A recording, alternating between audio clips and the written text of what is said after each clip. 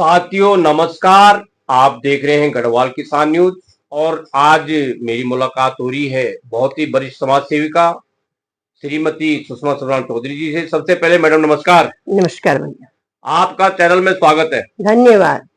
Madam, जैसे कि सभी ने सुना है, सबसे बड़ा दुख वाला समाचार भी है कि उत्तराखंड के लाल, जिन्होंने पूरी दुनिया निशानेबाजी में एक झुका दी, आज वो हमारे बीच में नहीं रहे, जिनका नाम है जसपाल राणा।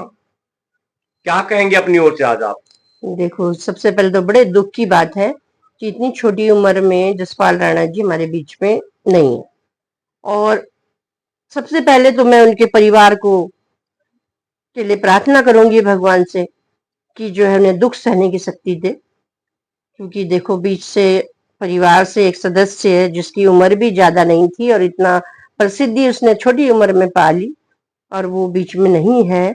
और हमें तो ये अचंभा हुआ कि जो है एक बीमारी से जैसे वो जूझ रहे थे तो कुछ पता ही नहीं चल रहा है, ये अचानक में पता चल रहा है कि ऐसा हुआ।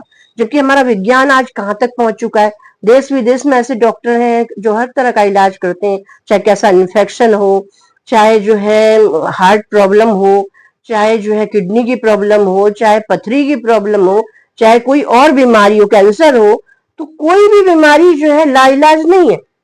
लेकिन जो ये पता नहीं चल रहा है, तो मैं तो ये बोलती हूँ कि सबसे पहले तो ये मीडिया को भी पता होना चाहिए और जैसे प्रचार प्रसार थोड़ा होना चाहिए कि भाई खिलाड़ी को इस तरह से है या किसी और व्यक्ति को इस तरह से बीमार है, तो उसका कुछ ना कुछ तो निदान हो अंतर्राष्ट्रीय खिलाड़ी होते हुए। और साथ में उसने अपने छोटे जो और भी थे उनको भी खिलाड़ी बनाया, उनको भी सिखाया। उसकी बहन भी जो है निशानेबाज है, उनके पिता भी जो है सर्विस से रिटायर है और मंत्री भी रहे हैं। तो ये अपने उत्तराखंड में भी इस तरह की बात है। हम तो बोलते हैं पूरे देश विदेश में इस तरह की बात नहीं होनी चाहिए। और मैं अपनी तरफ से बहुत उनके परिवार को एक सांत्वना मिले, ईश्वर से प्रार्थना करती हूँ कि उन्हें दुख सहने की शक्ति मिले। और जो उन लोगों ने अभी इतना काम किया है, नए बच्चों को आगे बढ़ाया है, उन बच्चों को भी कितना सदमा लगा है, तो सभी के लिए मैं प्रार्थना करूंगी कि भगवान उन्हें दुख सहने की शक्ति दे और हिम्मत दे। और आगे वो नए बच्चे जो और भी हैं उनमें अपने बच्चों को देखें कि भाई ये भी खिलाड़ी हैं, और इस तरह से उनका भी सहयोग करते रहें, उनको भी आगे बढ़ाते रहें। और बहुत ही दुख की बात है कि जसपाल राणा जी हमारे बीच में नहीं, जिन्होंने इतना नाम किया, देश का नाम किया, राज्य का नाम किया, देश विदेश में पूरा डंका बजा दिया। इतनी निशानेबाजी उनकी थी, छोटी सी उम्र से ही वो इतने अच्छे निशानेबाज थे। तो बहुत बड़ी मतलब एक क्षति है, एक बहुत बड़ी मतलब कमी महसूस की जाएगी। और कुछ ना कुछ सरकार से भी ये है कि उनके नाम से कुछ इस तरह से करें जो कि आगे के बच्चों को शिक्षा मिले, प्रेरणा मिले। राज्य में भी होना चाहिए, देश में भी होना चाहिए, जिससे नए बच्चों को प्रेरणा मिले और हमेशा याद किया जा सके। साथियों, आप देख रहे हैं गढ़वाल किसान न्यूज। अभी आपने देखा होगा कि मैडम ने कहा कि ये बहुत बड़ा दुख का विषय है और उन्होंने भगवान से प्रार्थना की है कि उनके परिवार को इस दुख की घड़ी में दुख सहने की भगवान जो है शक्ति दे और भगवान उनकी भी आत्मा को शांति दे और उनको अपने चरणों में उनको स्थान दे। चलिए मैडम, एक कल जो है विश्व रक्तदान दिवस है, अपनी ओर से क्या कहना चाहेंगे आप? देखिए, विश्व रक्तदान दिवस है, तो इसमें अधिक से अधिक संख्या में जिनका वास्तव में रक्त शुद्ध है, सही है, उनको जरूर रक्तदान करना चाहिए। जो इस काबिल है कि वो रक्तदान कर सके तो जरूर कीजिए, क्योंकि ये कई लोगों के काम आता है। कई मृत्यु होते होते भी उनको अगर रक्त सही समय पे मिल जाए, उनका जो है जो भी इस तरह का ए ग्रुप है, बी ग्रुप है, ओ ग्रुप है, तो उस तरह के होता है तो एकदम से नेगेटिव वाला, पॉजिटिव वाला, तो इस तरह से उनको रक्षा हो जाती है, प्राण रक्षा। कि कई बार हमने देखा है कि इस तरह के हैं कि उनको खून ही नहीं मिल रहा है, हॉस्पिटल में भी नहीं है, तो एक आध बॉटल हमने मेहनत इंद्र से ली और उनको दिलवाई, तो एकदम से वो लेडी जो है जीवित हो गई, न तो मरणासन थी और छोटे छोटे बच्चे थे। तो इस तरह से जो भी रक्तदान दिवस है, हम बोलेंगे बढ़ चढ़कर लोग हिस्सा लें, जो इस उम्र में है जो रक्तदान कर सकते हैं। और जो है साथ में ये भी उनकी जांच हो कि वो रक्त जो है उनका दूषित ना हो, किसी तरह से उसमें कोई इन्फेक्शन ना हो, तभी वो रक्तदान करें। और इस चीज में बढ़ चढ़कर हिस्सा लें हमारे जो लोग हैं, और वही रक्तदान करें जो कि इस योग्य है। चलिए मैडम, मेरा एक अंतिम सवाल है। सुंदर दून और सशक्त दून आप सभी देखना चाहते हैं, उसके लिए आप अपनी ओर से क्या कहना चाहेंगे? देखिए, सुंदर दून सशक्त दून, ये तो हम पूरे देश के लिए बोलेंगे, सुंदर देश और सशक्त देश। तो इसके लिए मैं तो अपनी तरफ से यही बोलूंगी कि जैसी दुनिया हमें मिली है उससे अच्छी हम दूसरों को दे करके जाए। कि होता क्या है, हम जिस परिस्थिति में पैदा हुए, जैसा हमारे आसपास का माहौल था, जैसे ये पेड़ पौधे थे, जैसा वातावरण था, हम उससे अच्छा दूसरों को दे करके जाएं कि कोई कमी ना रहे, सुंदरता हमेशा बनी रहे देश की, राज्य की और हमारे देहरादून की। तो इसमें यह सबको कोशिश करनी होगी, सिर्फ सरकार का काम नहीं है, माता पिता का भी काम है, हमारा अध्यापक वर्ग है, हमारा समाज है, हमारा जितने भी साधु जन है, हमारे जितने भी ये राजनीतिक लोग हैं, जितने भी ये अधिकारी वर्ग है, इनको नए बच्चों को प्रेरणा देनी होगी और छोटे छोटे बच्चों को, माताओं को भी बताना होगा कि पेड़ों को नहीं काटना है, सुंदरता बनाए रखनी है। अपने आंगन में इस तरह के फूल फूल वगैरह लगाएं और बच्चों को भी सिखाएं, देखो किस तरीके से फूल पनप रहा है, किस तरीके से हमने बीज बोया है। कोई अच्छी चीज अगर हम खाते हैं उसको हम बो देते हैं, हम करते हैं अपने गमलों में, तो उग जाते हैं। और जहां पर जरूरत है वहां दे दिया जाए उस पौधे को, तो वो जो है क्या है, एक बड़ा पेड़ बनता है। और तो इस तरह हम छोटे बच्चों को सिखा सकते हैं, जिससे कि आने वाली जो पीढ़ियां हैं वो अपनी जो क्षमता है, अपनी जो योग्यता है वो दूसरों को देते जाएं और दूसरे उसको ग्रहण करके अपने आने वाली पीढ़ी को देते जाएं। तो उससे क्या होगा कि सुंदरता बनी रहेगी, हरा हरियाली बनी रहेगी और जो है कोई बीमार नहीं होगा। तुलसी है, तुलसी तरह तरह के कीटाणुओं को, जीवाणुओं को, चाहे कैंसर के हो, चाहे टीबी के हो, चाहे कोई और बीमारी, इन्फेक्शन है, कोरोना है, इन सबको खत्म करता है। तो तुलसी को अधिक से अधिक उगाया जाए, प्रतियोगिता होनी चाहिए, कौन सा राज्य ज्यादा तुलसी उगाएगा। कितनी तरह की तुलसियां हैं, 8 प्रकार की हैं और हैं। तो इसको कौन कौन से राज्य, इसको इस तरह की बच्चों के लिए प्रतियोगिता रखी जाए राज्य में, अपने प्रदेश में, अपने जिले में, अपने क्षेत्र में, अपने गांव में, कि फूलों को अच्छे से अच्छा फूल, अच्छे से अच्छा तुलसी का पौधा, अच्छे से अच्छा एलोवेरा का पौधा वो कैसे लगाते हैं।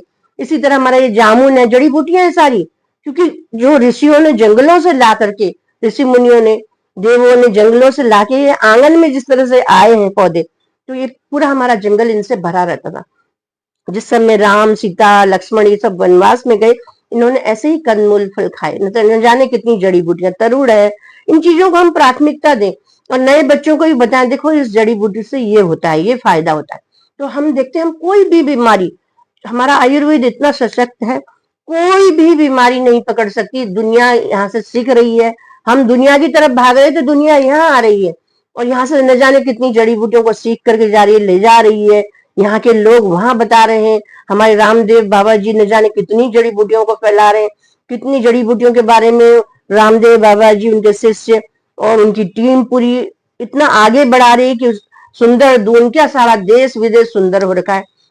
और इसी तरह हमारा ये वीएलसीसी वाले भी, वो भी 5000 साल पहले जो जड़ी बूटियां हम कूट पीस करके लेते थे वो टैबलेट के रूप में दे रहे हैं। तो अगर हम इनको यूज करें तो हम देखते हैं कोई बीमारी हमें पकड़ ही नहीं सकती।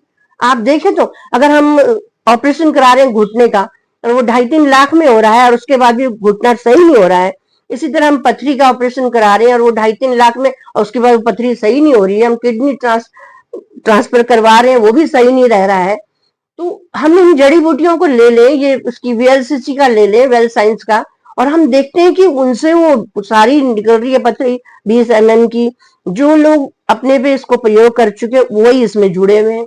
हम तो बराबर सुनते आए हैं कि न जाने कितनी बीमारियां लोगों को पकड़ी थी, पथरी नहीं ठीक हो रही थी, किसी का कैंसर नहीं ठीक हो रहा था, किसी का शुगर नहीं ठीक हो रहा था, सभी जड़ से खत्म हो गया। तो ये सुंदर दून और सुंदर देश और हरियाली वाला प्रदेश, हरियाली वाला देश तभी होगा जब हम ये जड़ी बूटियों को अपने छोटों को बताएंगे, छोटे अपने से छोटों को बताएंगे और ये पीढ़ी दर पीढ़ी चलता रहे। क्योंकि इसे भूलना नहीं है हमें, ये नहीं कि हमने बताया अगलों ने उसे सफाचट कर दिया। हम तुलसी का पौधा देख रहे हैं हर घर में होना चाहिए, लेकिन फिर भी नहीं है और बिजली गिर रही है वहां पे। हर कोई लगाए, गांव और शहर, प्रतियोगिता होनी चाहिए। कितनी तुलसी के पौधे यहाँ हम देख रहे हैं, हम जहाँ गए पहाड़ों में, इधर नारायणबगड़ में हॉर्टिकल्चर में पूरे पौधे ही नहीं है।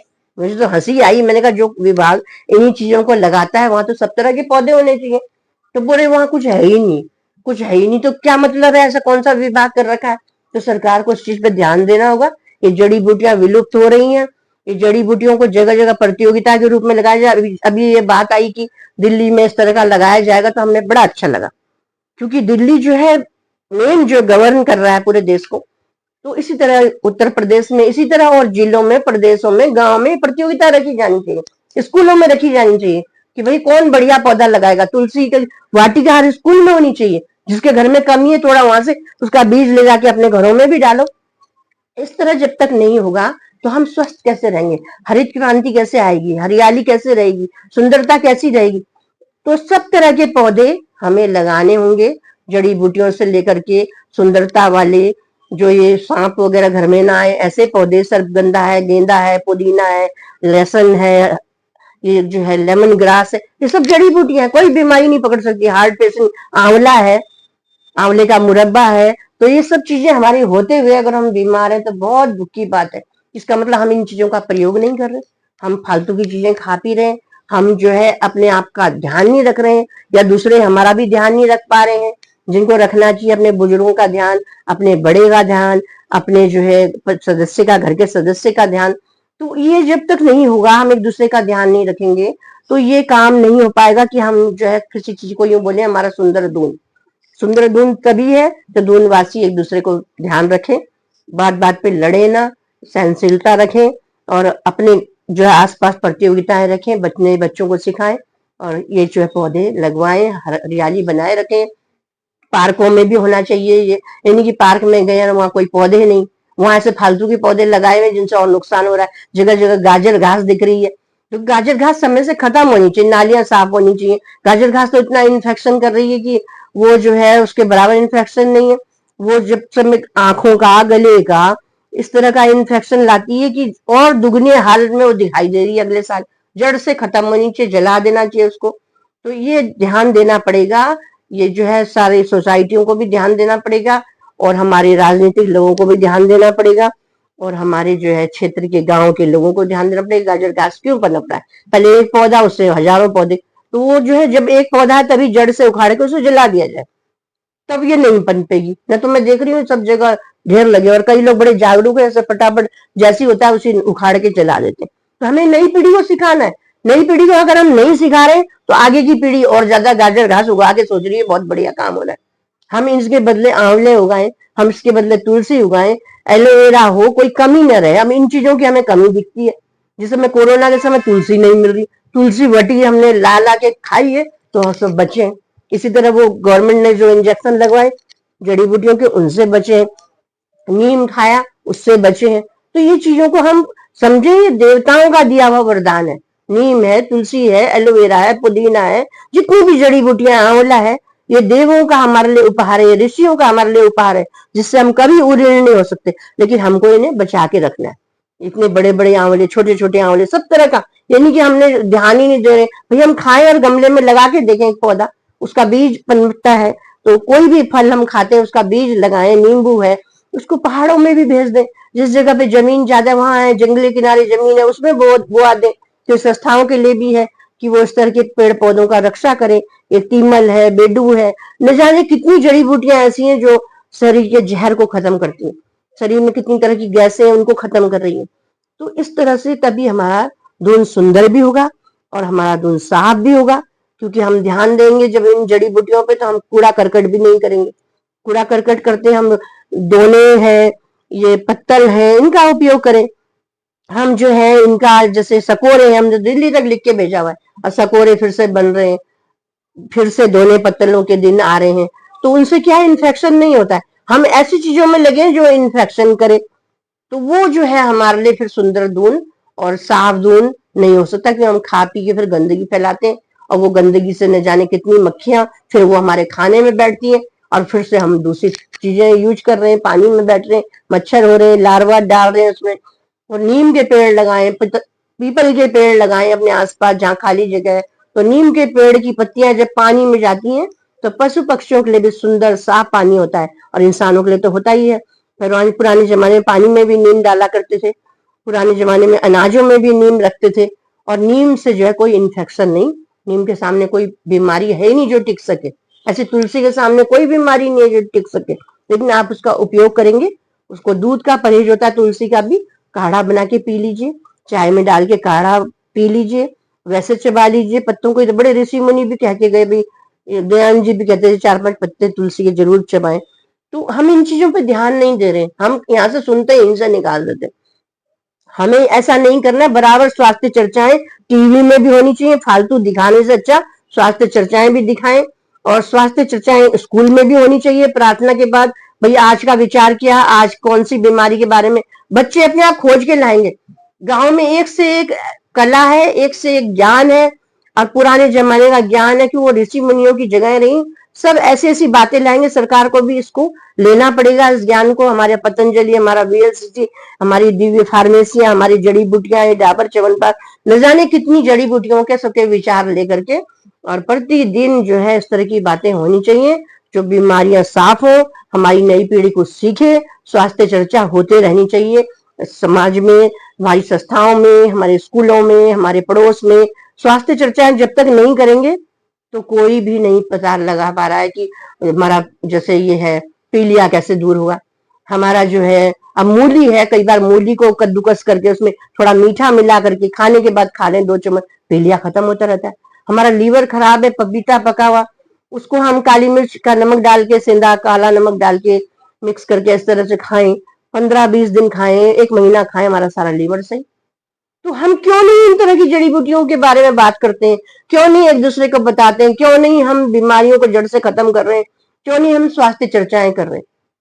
अगर हमें सुंदर दून रखना है, स्वस्थ दून रखना है, स्वच्छ दून रखना है, तो सब चीजों का हमें ध्यान रखना पड़ेगा। आपस में स्वास्थ्य चर्चाएं, अपने फालतू बातें करने से अच्छा थोड़ी अच्छी बातें करें, एक दूसरे को जागरूक करें, नई पीढ़ी को जागरूक करें। काम यही चीजें आएंगी, हम हर समय डॉक्टरों के पास घूमते रहे, उससे कुछ नहीं होगा। हमें अपने आप भी संभलना होगा, अपनी स्वरक्षा करनी होगी, स्व अनुशासन रखना होगा कि कूड़ा करकट न फैलाएं, और हमें क्या खाना है क्या नहीं खाना इसका हमें ध्यान रखना पड़ेगा। साथियों, अभी आपने सुना है बहुत ही वरिष्ठ समाज सेविका श्रीमती सुषमा सुजान चौधरी की विचार। आपको कैसे लगे जरूर कमेंट करके बताना। गढ़वाल किसान न्यूज से वरिश्च चंद्रा, नमस्कार।